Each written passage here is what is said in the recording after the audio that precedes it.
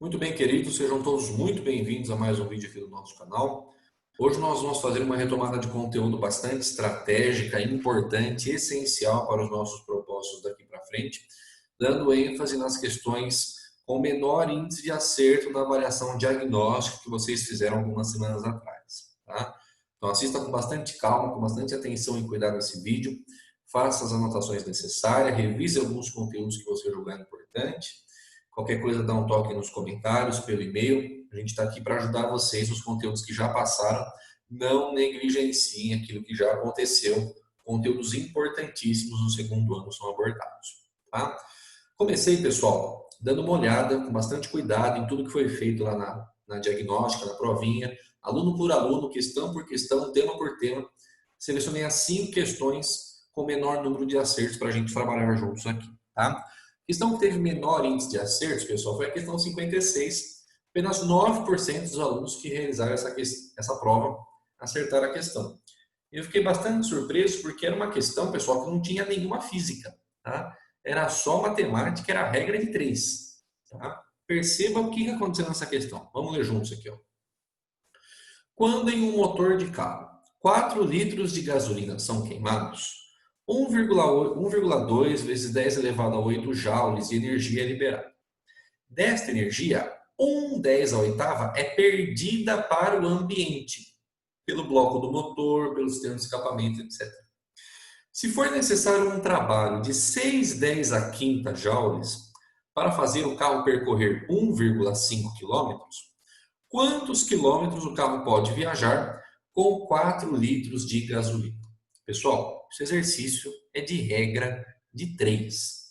Interpretando o enunciado é direto, é só continha. Então vamos pensar junto. Com 4 litros de gasolina, são liberados 1,2 10 elevado a 8 joules. Porém, 1/10 elevado a 8 joules é perdida. Então, pessoal, se 1,2 bananas é liberado e uma banana é perdida, quanto que é aproveitado? Quanto que é a energia útil do meu sistema? 1,2 10 elevado a 8 menos 1 vezes 10 elevado a 8. Concorda comigo? Pessoal, 1,2 menos 1 é 0,2. A potência você copia, não vai subtrair potência, velho, pelo amor de Deus. Você só subtrai potência quando você divide potências de mesma base. Aí que você subtrai os expoentes, né? Aqui você copia, irmão. Você está somando, está subtraindo quantidades. Então, a energia útil é 0,2, que é 1,2 menos 1. 0,2 vezes 10 elevado a 8 joules, é a energia útil. Para ficar do jeito que a gente está acostumado com notação científica, né?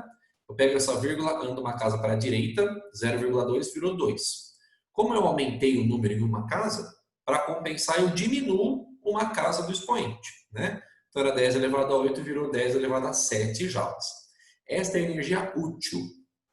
Pessoal, das quantidades de energia que a gente aprendeu em termodinâmica, qual é a energia útil que faz o motor girar, etc. e tal? É o trabalho. O trabalho é a energia útil de qualquer motor termodinâmico, pessoal. Então, esta energia que ele te deu aqui, 2/10 elevado a 7 ou 0,2/10 elevado a 8, é o trabalho. E é aí que você consegue fazer uma conexão com a outra informação que ele te deu. Aí você vai fazer uma regra de 3. 6 vezes 10 elevado a quinto de trabalho consegue fazer o carro andar 1,5 quilômetros. Com 4 litros, quantos quilômetros ele anda? Só que com 4 litros, eu sei que ele tem uma energia útil, que é um trabalho de 2/10 elevado a 7. Então, se com 6/10 a quinta ele anda 1,5 quilômetros, com 2/10 elevado a 7 ele vai andar X. Ele vai andar X quilômetros.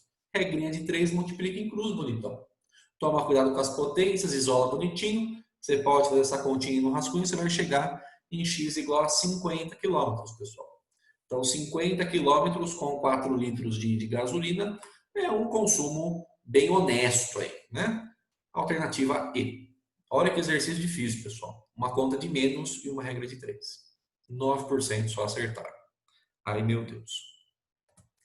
Próxima questão com menos índices de acerto foi a questão 48, apenas 15% das crianças acertaram. Vamos lá.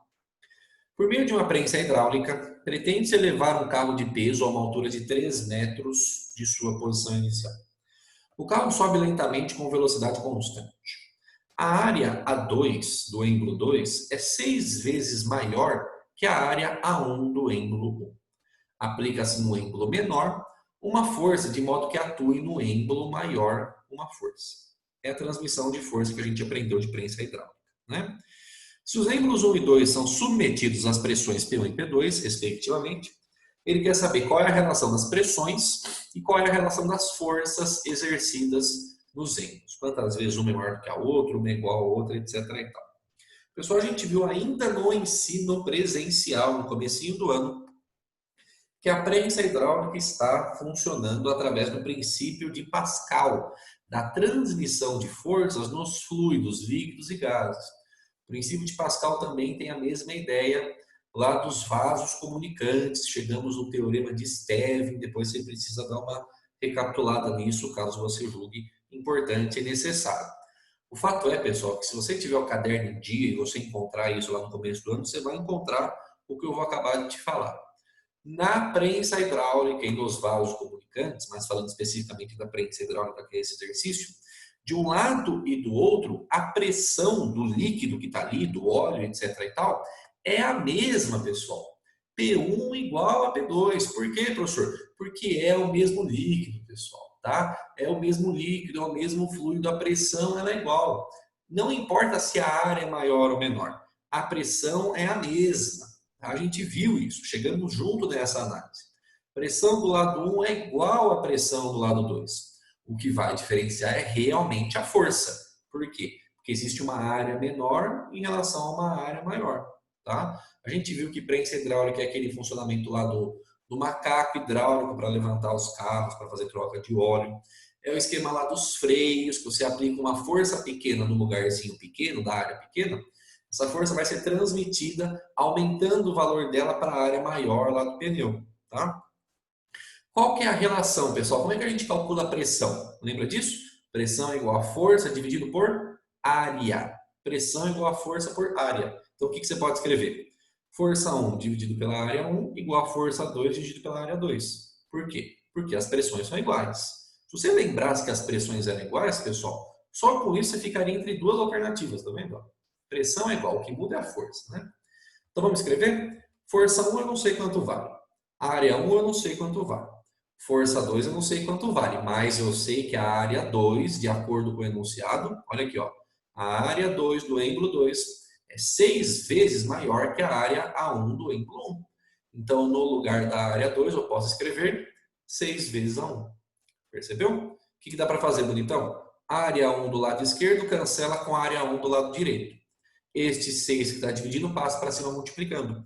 Ficamos que a força do lado 2 igual a 6 vezes a força do lado 1. Comprovando que quando você aplica uma força no lugar menor da prensa hidráulica, ela vai chegar amplificada do outro lado, porque ele possui uma área maior. Perfeito? Pressão 1 igual a pressão 2, força 2 igual a 6 vezes força 1, alternativa E. Olha que exercício fácil, pessoal. Muito tranquilinho, tá? Eu imagino que se a gente fizesse, se esse exercício você fizesse lá em março, a gente fez, caiu um exercício muito parecido na prova, que a gente ainda fez no presencial, ia estar mais fresco na cabeça e conseguiria desenvolver melhor. Mas é um exercício bastante acessível, tá? Vamos adiante. Questão 55, questão 55, apenas 16% acertado. Vamos fazer juntos. Um dos processos muito utilizados para identificar a natureza de um gás desconhecido é confinar determinada quantidade desse gás no reservatório adequado e realizar medições de algumas de suas grandezas, como pressão, temperatura, volume e massa. Uma vez conhecidos os valores dessas grandezas, é possível identificar o gás. Suponha então que uma amostra de um gás desconhecido tenha sido encerrada, fechada, num reservatório e que ele apresente os seguintes dados: massa do gás, pressão do gás, volume do gás, temperatura do gás. Perceba, pessoal, que parece um exercício de química, mas tem alguma relaçãozinha aí, né? Porque ele te deu a massa molar, crianças. Você já aprendeu isso bastante lá em química. Massa molar em gramas por mol de cada elemento aí. Isso depende lá do número atômico, né? Soma de prótons com nêutrons, etc. e tal. Olha a massa molar aí. Do oxigênio igual a 16, do hidrogênio vale 1, enxofre 32, nitrogênio 14, hélio 4 e cloro 35. Ele te deu a constante universal dos gases, que a gente já estudou, e baseando-se nos dados fornecidos, determine entre as substâncias que estão nas alternativas, não deu para colocar aqui, qual é a que está constituindo o gás desconhecido. Pessoal, falou de pressão, falou de temperatura, falou de volume, falou de constante universal dos gases, é a equação de Clapeyron, né? A equação do Clapeyron estuda os gases ideais, os gases perfeitos, que é como a gente aproxima os gases aqui do ensino médio. Lembra da equação? Usa a vara no rabo do tatu, PV igual a nRT. Pressão vezes volume é igual ao número de mols, vezes a constante universal dos gases, vezes a temperatura. Perfeito?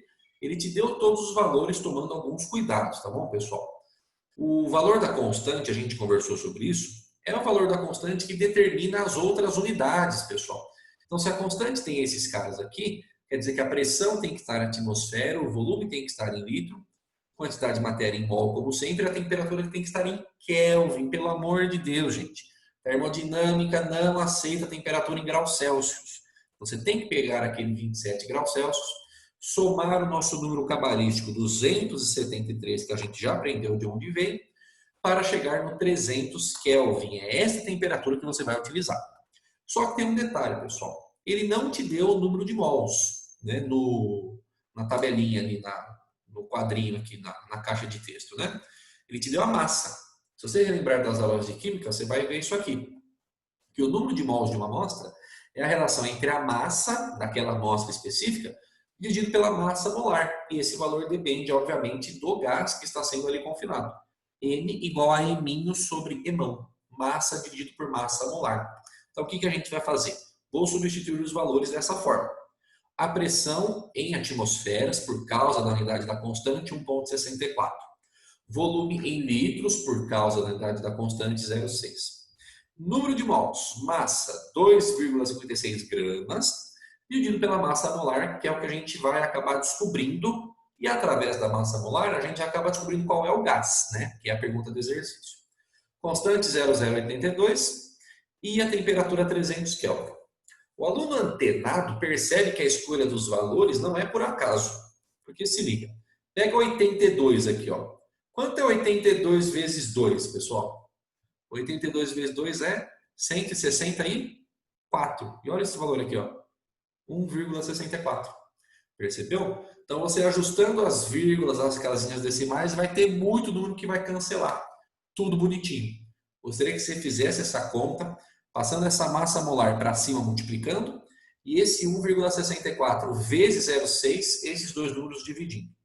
Faz as continhas e isola, você vai descobrir que a massa molar deste gás vale 64 gramas por mol. Aí, pessoal, cabe a você ver nas alternativas, através das massas molares tabeladas aqui no enunciado, qual gás dava 64. E a única alternativa era o dióxido de enxofre, SO2. Perceba, o enxofre vale 32, o oxigênio vale 16. Só que tem dois oxigênios, né? Então, 16 vezes 2, 32. Mais o 32 do enxofre, 64. Era a única alternativa, a alternativa B de cola, que encaixava no valor de 64. Tá bom? Beleza? Então, tem um pouquinho de química misturado, mas é a aplicação direta aí da equação de Clapeyron. Beleza? Tranquilo? Vamos adiante. Um exercício que, na minha opinião, era o mais difícil, tá? Acabei já colocando aqui a resolução meio que na ordem errada, vamos dizer assim, né? Acabei não selecionando ali o passo a passo, mas vamos ler juntos aqui, tá? Questão 53, apenas 18% acertou. No interior de um calorímetro ideal, encontram-se meio litro de água morna a uma temperatura de 40 graus Celsius. Para resfriar a água, introduziu-se no calorímetro uma pedra de gelo de 100 gramas de massa, que foi retirada de um congelador em que a temperatura era de menos 20 graus Celsius. Alguns minutos após a introdução do gelo, observou-se o equilíbrio térmico no interior do calorímetro. Aí ele te dá as constantes, né? Te deu o latente de fusão do gelo, 80 calorias por grama. O Czinho do gelo, meia caloria por grama grau Celsius. O Czinho, calor específico da água, 1 caloria por grama grau Celsius. Aí ele pergunta o que aconteceu lá dentro do calorímetro. Pessoal, com muita calma, com muita tranquilidade, vamos analisar todas as informações desse enunciado para a gente não se embananar, porque exercícios de equilíbrio térmico dão mais trabalho mesmo, tá? Toda vez que é atingido o equilíbrio térmico, como está escrito explicitamente no enunciado, você tem que associar esta equação, que a soma de todos os calores envolvidos é igual a zero. Por quê, professor? Calor absorvido igual a calor liberado, pessoal. Não existe influência nem do calorímetro, né, da caixinha, e nem do ambiente. O calorímetro é ideal, o exercício fala isso. Então, calor absorvido igual a calor liberado, somo todos os calores envolvidos de todas as substâncias. Esta soma tem que dar zero, tá? Este é o primeiro passo. Entender qual é o caminho físico a ser seguido. Depois disso, pessoal, você vai anotar, e eu resolvo exercício desse tipo assim, viu? Isso não é frescura, é para você não se perder anotando as informações de cada material, para você analisar quantos e quais calores estão envolvidos no seu processo. Então perceba que a água, pessoal, ela vai ser resfriada. A água estava a 40 graus Celsius e vai diminuir a sua temperatura até uma temperatura de equilíbrio que eu não sei qual é. Quando você diminui ou aumenta a temperatura, né? Quando você varia a temperatura de uma amostra, o calor envolvido, lembrando lá do segundo bimestre, é o calor sensível, é o quimacete. Lembra desse cara? Tem que lembrar, pessoal, não pode esquecer. Agora vamos analisar outra substância que está lá dentro da caixinha, que é o gelo. O gelo, pessoal, inicialmente estava a menos 20. Ele também vai ser levado à mesma temperatura de equilíbrio. Por quê? Porque no equilíbrio térmico todos os corpos têm a mesma temperatura. É definição de equilíbrio térmico. Perfeito? Só que tem o seguinte, pessoal. Se você relembrar sobre curva de aquecimento, né, a gente fez alguns vídeos sobre isso, batemos um papo bastante significativo no segundo bimestre sobre esse assunto, que era um dos mais importantes. O gelo, né, qualquer material, do sólido para o gás, do sólido para o líquido, ele não faz um pulo direto. Ele não vai do menos 20 até os 50, por exemplo. Né? Existem algumas etapas. Então você primeiro vai aquecer esse gelo de menos 20 até zero. Por que zero, professor? Porque zero é a temperatura de fusão do gelo. É a temperatura de derretimento do gelo ao nível do mar. Então você primeiro atinge a temperatura de zero, que é a temperatura de derretimento, para transformar gelo em menos 20 a gelo em zero. Depois, pessoal, você tem que derreter propriamente este gelo. Então você aplica um calor latente, é o que mole, pessoal. Este calor está associado apenas às mudanças de estado físico. E nós aprendemos que na mudança de estado físico não há variação de temperatura. Por isso que existe gelo a zero e existe água a zero. Existe água a 100 e existe vapor de água a 100. Tá? Então, quando você derrete o gelo latente de fusão, gelo a zero vira água a zero, mesma temperatura. Só que agora você vai continuar esquentando essa água de zero, através de um calor sensível, de um quimacete, de zero até a temperatura final de equilíbrio, que é o que a gente vai descobrir. Tá? Então perceba que pela interpretação do enunciado e conhecimento da curva de aquecimento, a gente determinou que existem 4 calores envolvidos. Um quimacete da água, um quimacete do gelo, um latente de fusão do gelo e um sensível do gelo que derreteu. Vou somar todos esses caras, vale zero. Então olha o que eu escrevi. Calor sensível da água é o primeiro. Mais calor sensível do gelo é o segundo. Mais calor latente de fusão do gelo é o terceiro. Mais calor sensível do gelo derretido, escrevi dessa forma. Calor sensível do gelo derretido, tudo isso vale zero. Agora a gente vai abrir as equações para substituir os valores adequadamente. Tá? Olha aqui, ó. Estou seguindo a ordem que a gente escreveu aqui. Calor sensível é quimacete, calor latente é quimole. Então, o sensível da água, pessoal, massa da água, Czinho da água, variação de temperatura da água. Calor sensível do gelo, massa do gelo, Czinho do gelo, variação de temperatura do gelo. Latente de fusão do gelo, massa do gelo, vezes o latente de fusão. Sensível do gelo derretido, massa de gelo derretido. Atenção agora. O Czinho, pessoal, o calor específico sensível, não é mais do gelo, pelo amor de Deus. Eu já vi muita gente perder exercício por causa desse detalhe, pessoal. Quando o gelo muda o estado físico, você sabe que ele não se chama mais gelo, ele se chama água. E o que isso muda, professor? O Czinho que você vai usar não é mais do gelo, é o da água. São valores diferentes, pessoal. O calor específico sensível depende do material. Do gelo vale 0,5, da água vale 1. Tá? Então, se você substituir 0,5 aqui, você vai perder o exercício inteiro por causa desse cara. Pelo amor de Deus, toma cuidado com isso. Viu o gelo derretido, muda o Czinho, vira Czinho da água. Tá? Ainda tem a variação de temperatura do gelo derretido. Toda esta pataquada somada vale zero. Tomando cuidado com os valores, pessoal, porque percebam, ele não me deu a massa de água, ele me deu o volume de água, né? Meio litro.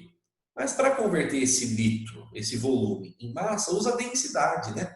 A gente sabe que a densidade da água é 1, né? 1 quilograma por litro, 1 grama por mililitro, né? Então, meio litro de água, pessoal, corresponde a meio quilograma, tá? Só que a gente não pode usar quilograma na calorimetria, a gente já aprendeu isso.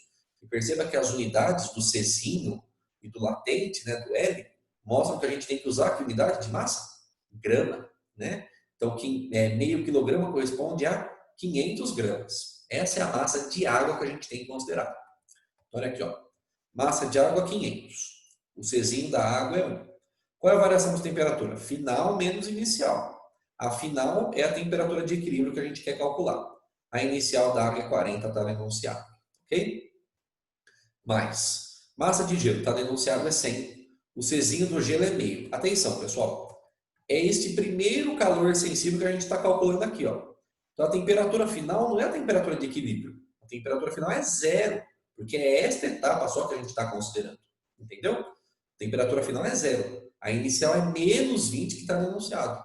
É este calor que a gente está calculando. Então é esta faixa de temperatura que a gente tem que considerar na hora de calcular a variação. Tá?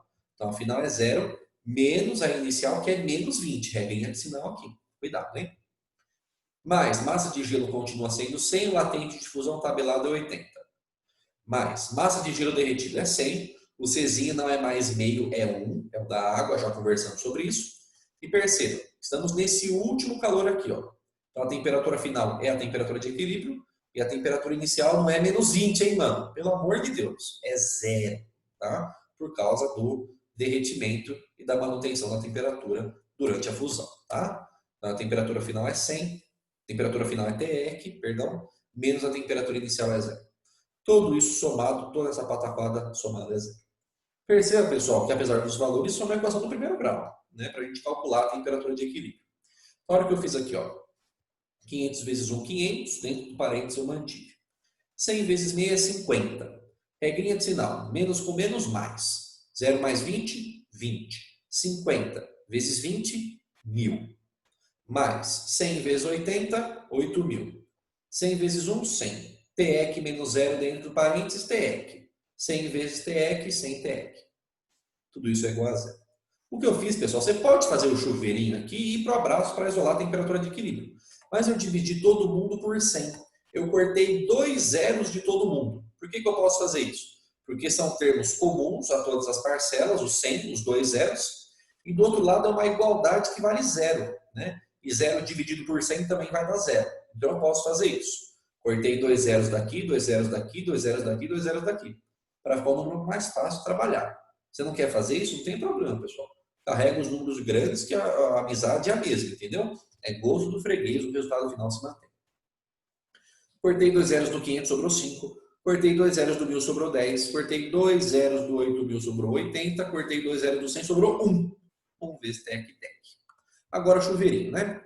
5 TEC, 5 TEC, menos 5 vezes 40, 200. 10 mais 80, 90. Mais 1 TEC vale 0. 5 TEC mais 1 TEC, 6 TEC. Menos 200 mais 90 é menos 110. Passou para o outro lado, mais 110. 6 está multiplicando, passa dividindo. 110 dividido por 6, 18,3 graus Celsius. E a única alternativa que tem essa informação é a alternativa E. Quer ver? Vou voltar aqui para você ver. A temperatura final de equilíbrio térmico no interior do calorímetro ocorreu a 18,3.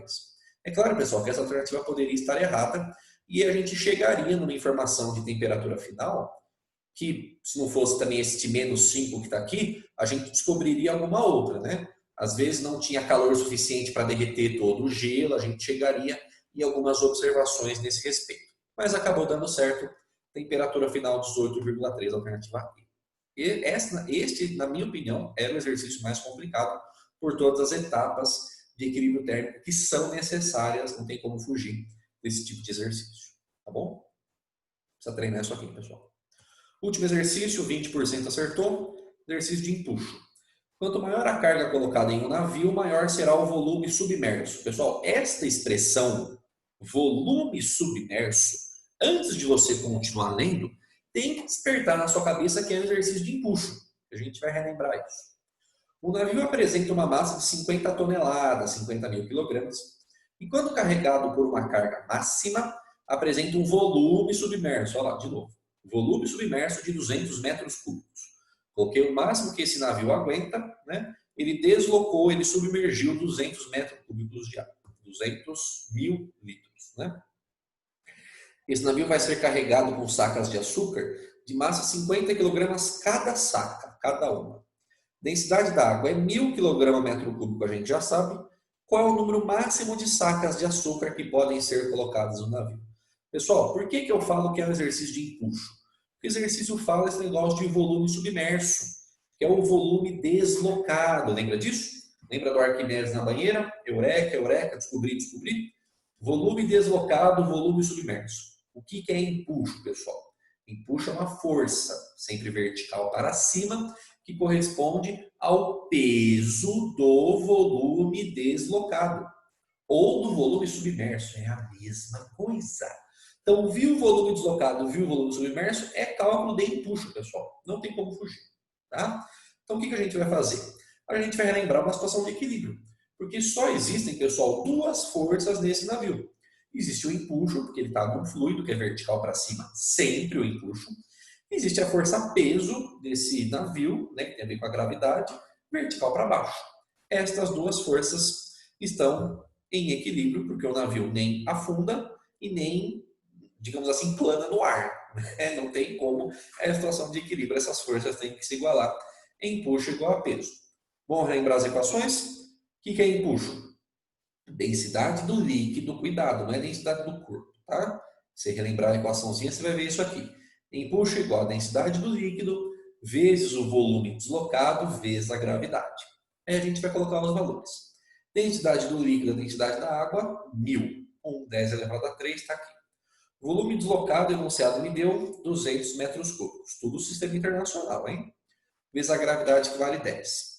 Se você ajustar aqui, ó, você vai perceber. O 2 você coloca para fora, porque ele é um número. Aí você vai juntar as potências. Aqui tem 3 zeros, o 10 elevado a 3. Aqui tem 2 zeros do 200, mais esse zerinho desse 10. 3 mais 2, 5. Mais 1, 6. Você está multiplicando potências de mesma base, né? Então, o empuxo é 2 milhões de newtons. Lembra que empuxo é força, né? 2 vezes 10 elevado a 6 newtons. Agora a gente vai calcular o peso do navio. Peso é mg. Só que agora, pessoal, este navio, ele tem o peso, a massa não só dele, mas tem a massa das sacas de açúcar. Então, olha o que eu estou fazendo. Ó. Dentro do parênteses, que está aqui, ó, vou selecionar para você. Dentro do parênteses está a massa total do navio, que está separada em duas parcelas. Este 50 mil é a massa do navio. Cada saca de arroz, pessoal, tem massa 50 kg, está denunciado. Quantas sacas de arroz nós vamos colocar? Não sei. X. É a própria pergunta do exercício. Concorda comigo? Então, este 50x que está aqui é a massa das sacas de arroz que a gente está colocando. Cada saca tem 50 kg, x saca 50x. Tá? Então, tudo isso aqui dentro do parênteses é a massa total do navio. Só que ainda tem que multiplicar pela gravidade, que vale 10. Entendeu o que eu fiz? Beleza? Então, olha aqui, ó. Deixa eu só apagar isso aqui para não atrapalhar a próxima linha. Isso. O que eu fiz aqui, pessoal, foi fazer a multiplicação, porque tem um chuveirinho aqui para fazer do 10, mas eu já fiz usando notação científica, porque se liga, ó. O 50 mil tem 1, 2, 3, 4 zeros. Multiplicado por esse 10 vai ficar 5 zeros. Então, 5 eu copio, que é a mantiça, vezes 10 elevado a 5. Tudo bem? 50 vezes 10, 500x. Então, esse aqui é o peso total do navio. Só que eu sei que no equilíbrio o empuxo é igual ao peso. Então, eu vou igualar 2, 10 a sexta com esse cara, 5, 10 a quinta mais 500x. Só que agora tem um problema, pessoal. Quando a gente for isolar o x, o que a gente vai ter que fazer, né?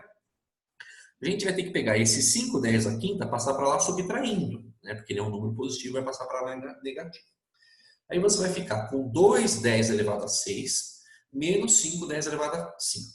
Pessoal, você só pode somar ou subtrair potências que estão na mesma base, tá? Porque daí você vai somar ou subtrair quantidades. Então, eu decidi mudar o 10 elevado a 6 para 10 elevado a 5. Pode mudar o 10 elevado a 5 para 10 elevado a 6? Pode, pessoal, vai para a mesma coisa, não esquenta a cabeça, tá? Então, 2 10 elevado a 6, você há de concordar comigo, que é igual a 20 10 elevado a 5. Eu peguei um zero aqui do 6, desci para cá para multiplicar pelo 2. Aí virou 20. Aí eu subtraí 1 do expoente para compensar. Entendeu? Então, 2 10 elevado a 6 eu transformei em 20 10 elevado a 5. Peguei o 5 10 elevado a 5, passei para lá negativando. O 500x eu copiei. Agora ficou mais fácil, né? Porque perceba, 20 bananas menos 5 bananas, 15 bananas. Tá vendo? A banana eu copiei. Não subtrai a potência. Você só subtrai o número. 20 menos 5, 15. A potência você copia. 10 elevado a 5. Você está subtraindo quantidade. Não pode mudar a potência, pelo amor de Deus, hein? 15, 10 elevado a 5 igual a 500x. Passa o 500 que está multiplicando e dividindo, você vai chegar nesse número. 3, 10 elevado a 3, que corresponde a 3.000 sacas de arroz. A alternativa B de bola. Tá aí. 3.000 sacas de arroz é o máximo que este navio aguenta para deslocar 200.000 litros de água a 200 metros cúbicos. Muito bonitinho o exercício, utilizando empuxo, brincadeira aí das forças e um pouquinho de matemática. Tá bom? Queridos, estes foram os 5 com menor índice de acerto, mas é evidente que a gente está aí 100% à disposição de vocês, para caso você queira bater papo sobre algum outro exercício que a gente não tenha selecionado aqui, conte conosco para a gente revisar os conteúdos aí desse ano, nessa retomada importante. Tá bom? Qualquer coisa, dá um toque nos comentários, pelo e-mail, a gente está sempre à disposição. Obrigado pela sua presença, tamo junto, se cuida, até a próxima. Tchau, tchau.